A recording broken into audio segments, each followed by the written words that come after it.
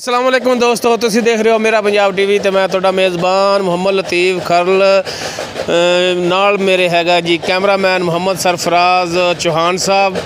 दोस्तों अज रोज़ाना निस्बत तुहाडे वास्ते दो सूइयां हुईयां मज्झां दी वीडियो लैके हाज़र होए हैं। इस टाइम असीं खड़े हैं जी खरल डेयरी फार्म ते जी मियाँ मुहम्मद खां खरल उन्हां दे फार्म च आए हैं जी। उत्थों दो मज्झां दी वीडियो बना रहे हैं जी तुहाडे वास्ते भरावां दी खिदमत वास्ते। उम्मीद करांगे कि तुहानूं ये वीडियो पसंद आवेगी। तो सब तो पहले कैमरामैन फिर रूटीन के मुताबिक आओ एक नंबर माई ते फिर दो नंबर ते दोवें सूइयां आईयां ने, दोनों के पिछे कट्टियां ने, वह भी तुहानूं दिखावांगे। बिल्लियां अखां, काला सिया मत्था, छोटा छोटा चूरकुंड सिंह तुहाडी नज़रां दे सामने। कैमरामैन तुहानूं दिखा रहा मुकम्मल कद इहदा तसल्ली नाल। थाना हवाना भी भरा दी जान तसल्ली नाल दिखाया जे। सारी मझ काली शै, पूछल भी इहदी काली है, चिट्टी नहीं दी किसी पासों भी। तसल्लियां नाल दिखाया जे, पूरियां मुठ्ठां दे थान माशाअल्लाह सोहणियां विरलां तुहाडी नज़रां दे सामने। कैमरामैन तुहानूं तसल्ली नाल दिखा रहा जी हर एक चीज़ माशाअल्लाह सोहना थाना हवाना।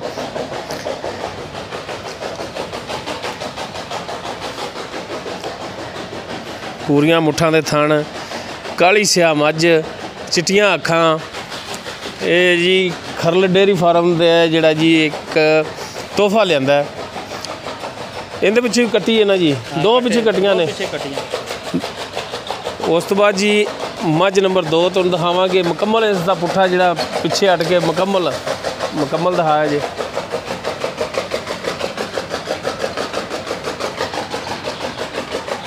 ठीक हो गया। उस तो बाद जी मझ नंबर 2 मुकम्मल पुट्ठा दिखा दो, पिछू शुरू हो जनाब मुकम्मल पुट्ठा इहदा दिखाओ। थाना हवाना तसल्ली नाल माशाअल्लाह सोहना थाना हवाना तुहाडी नज़रां सामने। दुध देने वाली मझां ने, हुण पुछ लांगे किन्ना किन्ना दे रही ने। कद शान माशाअल्लाह चंगा इहदा, चौड़ा पुट्ठा चंगा कद, छोटी वक्खी इहदी, सोहना थाना, पूरियां मुट्ठां ते।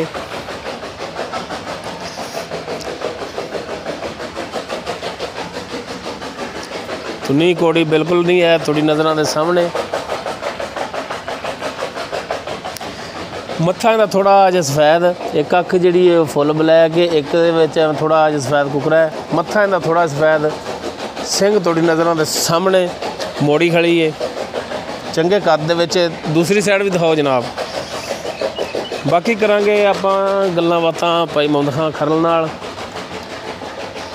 की इन्हां दा हिसाब किताब है, किन्ने दिन हो गए सूइयां नूं, किन्नवां सूआ है, किन्ना दुध कर रही ने। ये सारियां गल्लां आपां पुछांगे भाई मुहम्मद खां तो। तो वीडियो देखनी है जनाब तुसी एंड तक, ताकि तुहानूं भाई मुहम्मद खां खरल उन्हां दा नंबर भी हासिल हो सके, तुसी डायरैक्ट उन्हां नाल गल कर सको। बाद दोस्त एंड तक वीडियो नहीं देखते तो फिर कहंदे ने यार मालक दा नंबर नहीं आया सी। तो जनाब इन्हां दी कट्टियां कित्थे ने? कट्टियां जनाब कैमरामैन साहब आओ, थोड़ी तकलीफ करो तो कट्टियां भी दिखा दो। एक नंबर की किहड़ी है, 2 नंबर की किहड़ी है, भाई मुहम्मद खां थोड़ा जिहा वज़ाहत नाल दस्सिया जी।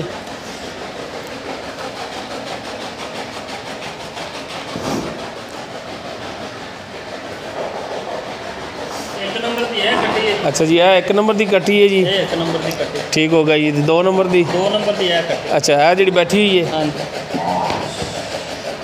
लो जी माशाअल्लाह सेहतमंद तंदुरुस्त दोवें कट्टियां ही। तो बाकी हुण करने जी गल्लां बातां भाई मुहम्मद खां नाल। आओ जी जनाब सीधे पधरे वो इत्थे हो जो। ठीक है भाई मुहम्मद खां दिस रहा है ने? नहीं दिस रहा है तो उत्थे बाहर चलो, फिर बाहर जाके कर लेने। इधर आ जाओ माड़ा जी। हाँ जी अस्सलाम वालेकुम। वालेकुम सलाम। सुनाओ जी भाई मुहम्मद खां की हाल चाल ने? कविता से तो ठीक ने जी। साडी लोकेशन है जनाब तहसील आरिफवाला, ज़िला पाकपतन शरीफ, चक नंबर 53 भी उस दे नाल आबादी है कोट गुलाम मुहम्मद।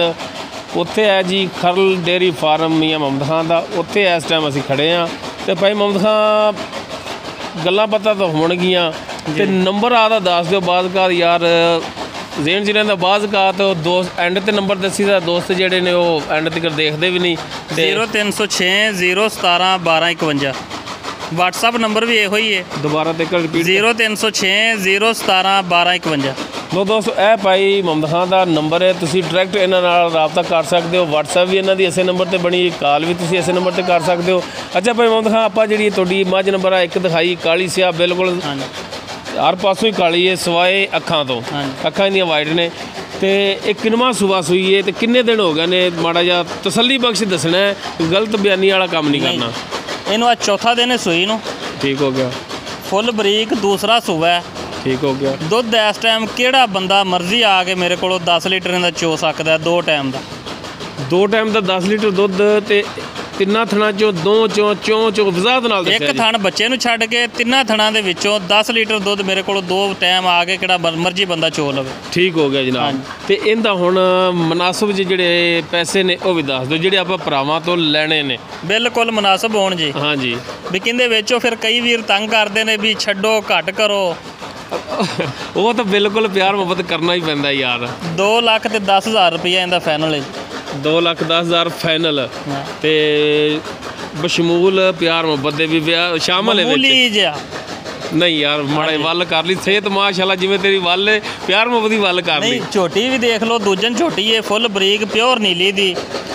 ਕਈ ਬੰਦੇ ਹੁਣ ਰੇਟ ਮੈਂ ਵੀਡੀਓ ਮੈਂ ਵੀ ਵੇਖਦਾ ਰਹਿਣਾ ਸਾਰਿਆਂ ਦੀਆਂ, ਤੁਸੀਂ ਵੀ ਬਣਾ ਕੇ ਆਉਂਦੇ ਜੀ, ਉਹ ਵੀ ਵੀਡੀਓ ਮੈਂ ਵੇਖਣਾ ਜੀ। ਬਾਕੀ ਇੰਨਾ ਰੇਟ ਕੋਈ ਵੀ ਨਹੀਂ ਕਰਦਾ, ਕੋਈ 40 ਮੰਗੀ ਜਾਂਦਾ, ਕੋਈ 50 ਮੰਗੀ ਜਾਂਦਾ।